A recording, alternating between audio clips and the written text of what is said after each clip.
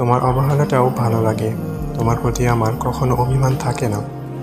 এটা সত্য যে আমি ছোট ছোট বিষয়ে রেগে যাই, খুব বকি, অনেক ঝামেলা করি, আবার অল্পতে কেঁদে ফেলি। এর তেমন কোনো কারণ নেই।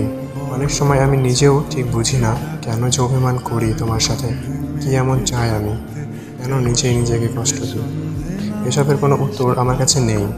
এসব আমি বুঝতে পারি অনেক পরে, তখন আর কিছুই করার থাকে না। তুমি জেনে রাখো, আমার এই স্বাভাবিকতা কখনো কখনো তোমাকে সহ্য করতে হবে, কেননা আমি তোমায় ভালোবাসি।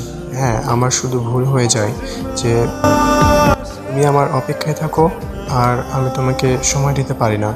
চিন্তা করো না, আমি ঠিক তোমার মনের মতো আমিটাকে তোমাকে ফেরত দেব। শুধু চলে যেও না, ওটাই হবে। তুমি শেষ দিন পর্যন্ত আমার সঙ্গে থাকো, আর কাউকে আমার লাগবে না। আমি যাই বলি না কেন, যেটাই করি না কেন, আমায় সহ্য করো। কখনো আমাকে ছেড়ে যেও না। তুমি আমার পাশে থাকো, আমার সাথে থাকো, আমার হয়ে থাকো, আমার সব পাগলামি সহ্য করো। কখনো আমায় একলা হতে দিও না। কখনো আমাকে ফেলে রেখে চলে যেও না। তোমাকে এসব করতে হবে, কেননা আমি তোমায় ভালোবাসি। তুমি আমার পুরো পৃথিবীতে হয়ে থাকো। মন থেকে আমি শুধু এটাই চাই।